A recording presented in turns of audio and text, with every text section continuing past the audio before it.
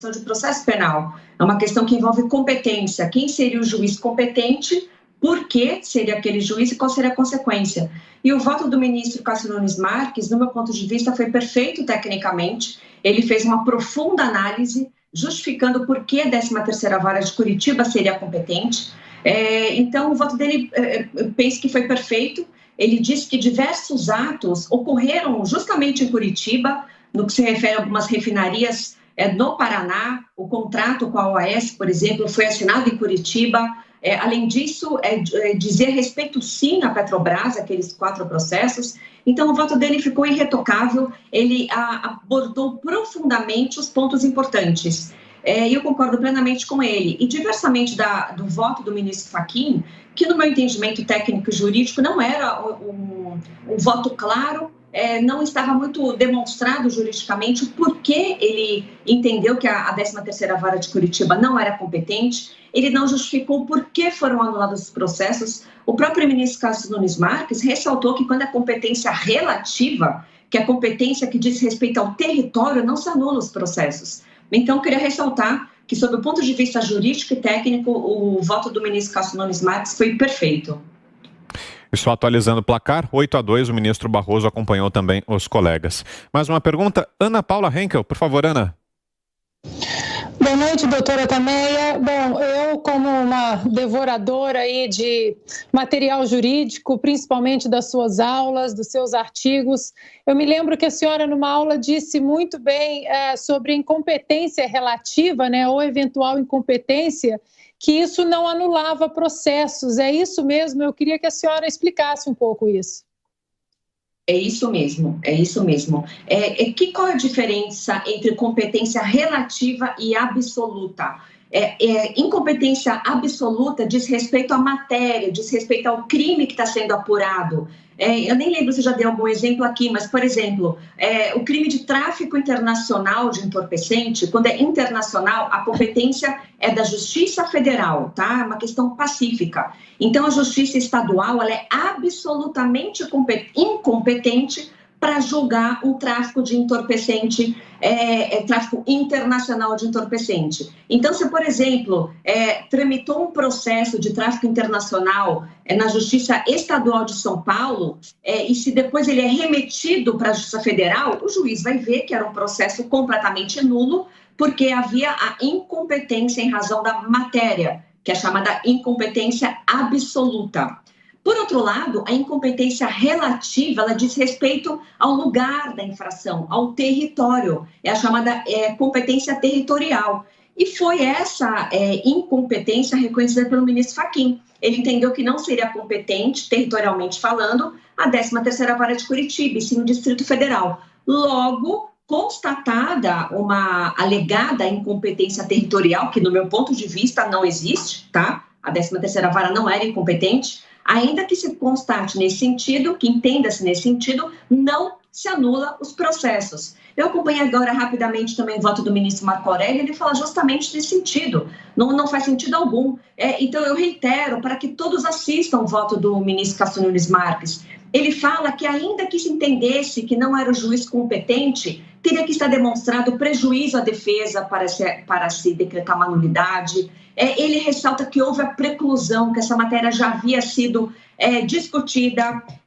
Que mais que ele fala? Ele fala muitos pontos que são muito importantes e muito pertinentes ao objeto do caso. E poucos ministros se depararam sobre a consequência desse julgamento, né? A maioria deles, eles seguiram o voto do relator, do ministro Fachin, e não se contrapuseram ao voto do ministro Cássio Nunes Marques, que, no meu entendimento, ficou plenamente perfeito. Augusto. Eu vou repetir a pergunta que os leigos repetem formulam com mais frequência. O Supremo deve julgar questões constitucionais. Cabe ao Supremo julgar um caso que está vinculado aí ao Código Penal ou ao Código de Processo Penal? Então, Augusto, caberia, porque o Brasil é o único país do mundo que a nossa Suprema Corte tem competência criminal.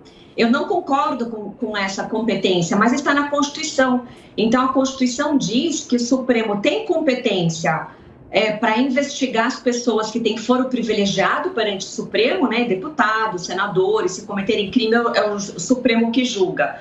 E também está na Constituição que os habeas corpus, que evidentemente tratam de questões criminais, quando chegam no Supremo, caberia ao Supremo julgar. Então, assim, nesse caso, cabe sim ao Supremo apreciar. Agora, embora eu não concorde com a Constituição, eu acho que a Constituição tinha que ser mais injusta e tirar essa atribuição criminal. Agora, no caso que está sendo em julgamento agora, não caberia se anular processos em sede de habeas corpus. O habeas corpus não tem um condão de reconhecer uma eventual incompetência. Veja, o TRF4 disse que a 13ª Vara era competente, o STJ também.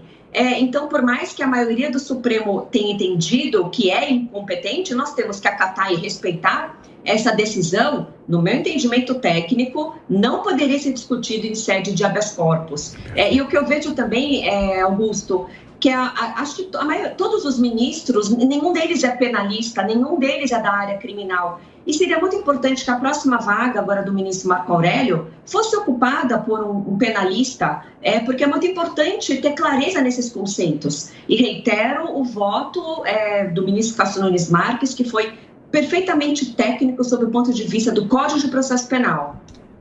Doutora, rapidamente vou pedir licença antes da próxima pergunta do Guilherme Fiuza para trazer aqui, para quem nos acompanha, a nossa enquete de hoje, que é justamente sobre essa decisão que acaba de ser tomada pelo plenário do STF. Você concorda com a decisão do STF de anular as condenações de Lula, sim ou não? Essa é a nossa enquete desta quinta-feira. A pergunta já está no ar lá no portal da Jovem Pan. É esse o caminho para que você participe, para que você vote. www.jovempan.com.br.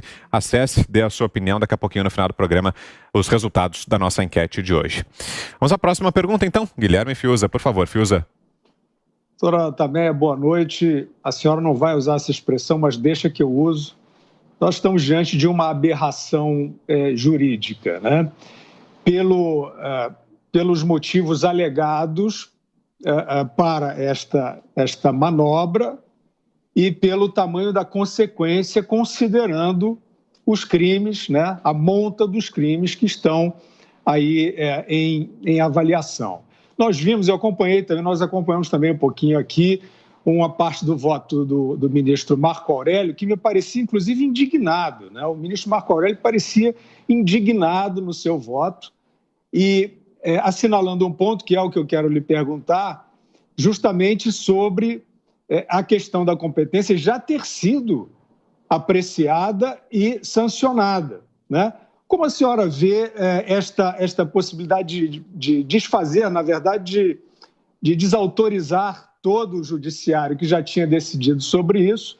E, apenas emendando um outro aspecto da pergunta, diante da aberração consumada, não caberia por parte do Ministério Público um questionamento dessa decisão? Eu gosto sempre de me ater a questões técnicas, né? Então, quando eu critico alguma decisão, é sempre a decisão técnica, né? Tem todo o respeito ao STF e aos ministros, né? Mas como eu sou professora de processo penal, de fato me saltou aos olhos tanto a decisão do ministro Fachin como os demais votos, tá? Que foram subsequentes, né? Então, eu não vejo fundamento algum nas manifestações dos demais ministros. O próprio ministro Alexandre de Moraes, ele levantou a tese de que os processos deveriam ir para São Paulo, porque o sítio estaria em Atibaia, o apartamento estaria no Guarujá. Mas veja, não é porque a propina recebida deu origem a um bem numa localidade, que vai ser o local onde o bem foi construído, o local onde o bem sofreu melhorias, que vai mudar a competência. A competência é onde os atos foram praticados, e esses atos foram praticados em Curitiba. Então, não há dúvidas quanto à competência de Curitiba. E uma outra questão, que é natural, mas eu também não concordo, veja, o ministro Fachin foi o relator, né, do caso. Então, os demais juízes, os demais ministros, não precisariam dar um voto muito extenso. Eles poderiam acompanhar as razões do relator e ponto final, tá? mas o ministro Cássio Nunes Marques, que é o chamado voto divergente, que divergiu do relator, ele foi perfeito. Então, eu tenho muita curiosidade em ouvir argumentos contrários que rebatam o voto do ministro Cássio Nunes Marques. Ele foi cirúrgico em apontar todos os pontos que defendem a competência territorial de Curitiba. Ele invocou o Código de Processo Penal em todas as suas manifestações. Então, eu queria saber qual a posição dos ministros do STF, ainda que não concordem com o voto do ministro Cássio Nunes, por que não concordam, né? E um outro ponto, eu não acompanhei o finalzinho, eu não sei se isso chegou a ser discutido, a minha grande preocupação é a seguinte: se tudo foi anulado, e os valores devolvidos em colaboração premiada? As decisões que homologaram os acordos de colaboração premiada foram anuladas também. Os valores vão ser devolvidos aos réus, aos criminosos, então é importante que isso seja esclarecido. Estamos conversando com a procuradora e professora Tameia Danelon, agora são 6h49. Mais uma pergunta, José Maria Trindade. Diga, Zé. Pois é, procuradora, a gente sempre soube por aqui, eu tenho uma longa caminhada aqui cobrindo os tribunais superiores, que os tribunais superiores são políticos, né? Mas nunca houve um escancaramento tão grande. Isso aí vamos dizer, enviesamento jurídico explícito, né? Foram atrás de argumentos para tentar justificar uma decisão tomada politicamente. A gente vê, por exemplo, também nos exemplos de cobertura de CPI, que é tradicional. Existe a chamada conta-mãe, né, que é uma grande conta, onde se recebe dinheiro de corrupção. E ali o dinheiro ele é categoricamente enviado para cada um dos participantes e pronto. O Código Civil, no artigo 85, ele define ali claramente o que é bem fungível, aquele que pode ser substituído sem problema nenhum por outro. E o dinheiro é um deles, quer dizer, não há diferença entre o dinheiro de um e o dinheiro de outro, né? O que há, na verdade, durante todos esses processos é uma tentativa de esconder, e a própria origem da Lava Jato é essa tentativa de lavar dinheiro através de doleiro. A minha pergunta é o seguinte: é possível que esses processos contra o ex-presidente Lula sejam reiniciados e ainda consigam, diante da idade dele, ser levados adiante sem a prescrição? Eu acabei de lembrar que eu não respondi completamente a pergunta do Fiuza. Ele perguntou sobre o que o Ministério Público poderia fazer. Então, o que foi julgado hoje foi justamente um recurso da Procuradoria-Geral da República. Mas agora não tem outro recurso, né? Embora ontem mesmo o ministro Lewandowski tenha dito que no Estado Democrático de Direito não existe decisão irrecorrível, existe sim, tá? Então, essa decisão é irrecorrível, não cabe mais recurso. Bem, dando resposta à sua pergunta, como tudo foi para agora Brasília, eu confesso que eu estou ainda pisando no lamaçal, não está muito segura a situação, tá? É difícil de se dizer o que vai acontecer, porque o próprio Supremo não foi claro no que vai acontecer. Na decisão do ministro Fachin, ele disse que o juiz do Distrito Federal poderia ratificar os atos decisórios, né? Então, veja, se pode ratificar, para que anular? Não deveria ter sido anulado nada, deveria apenas ser remetidos os autos para o Distrito Federal. Então, agora, primeiramente, vamos aguardar, vamos ver se sendo distribuído para o juiz do Distrito Federal, se ele vai ratificar as decisões, né? O que é ratificar? É dizer que está de acordo, né? Que essa decisão está mantida. Agora, aí vai surgir uma outra questão. Quando o juiz recebe a denúncia, o prazo da prescrição é interrompido. Então, quando o ex-juiz Sérgio Moro recebeu essas denúncias contra o ex-presidente Lula, parou de correr o prazo prescricional. Quando o ministro Fachin anula tudo, o prazo voltou a correr desde aquela prática do crime. Então, veja, se nesse meio tempo, ainda que não seja, antes de ser ratificado o eventual recebimento da denúncia, pode ser que até ocorra já a prescrição. Porque como o ex-presidente Lula tem acima de 70 anos e cai pela metade o cômputo desse prazo, as penas de corrupção são muito baixas. Então, agora, nós temos que aguardar e ver como que o juiz que vai receber os processos vai proceder. Se ele disser que ele ratifica e mantém os efeitos daquela decisão tomada pelo ministro Sérgio Moro lá em Curitiba, aí não vai ocorrer a prescrição. Agora, se ele entender que ele deve proferir uma nova decisão, ainda que seja ratificando aquelas decisões, pode ser que venha-se a entender que poderia ocorrer a prescrição. Então, isso é só para mostrar como é uma insegurança jurídica que foi criada. E, possivelmente, até estou adiantando, vamos supor que o juiz do Distrito Federal diga que teria, sim, validade a decisão do ex-juiz Sérgio Moro. É possível que a defesa impetre outro habeas corpus que chegue no Supremo para dizer que não, aquela decisão não poderia ser ratificada. E o Supremo diga que não, o que valeria seria a nova decisão do juiz do Distrito Federal. Então, veja só a confusão que foi gerada. Bom, para quem nos ouve pelo rádio, depois de um rápido intervalo comercial, seguimos aqui entrevistando a procuradora e professora Tameia Danelon. Faço mais uma pergunta, doutora. E os impactos para outros condenados da Lava Jato? Já dá para saber qual vai ser o alcance dessa decisão? Se ela beneficia só Lula ou se tem outros corruptos condenados que também podem se beneficiar dessa anulação de condenações, doutora? Sim, é possível, sim, que outras pessoas pleiteiem essa mesma anulação.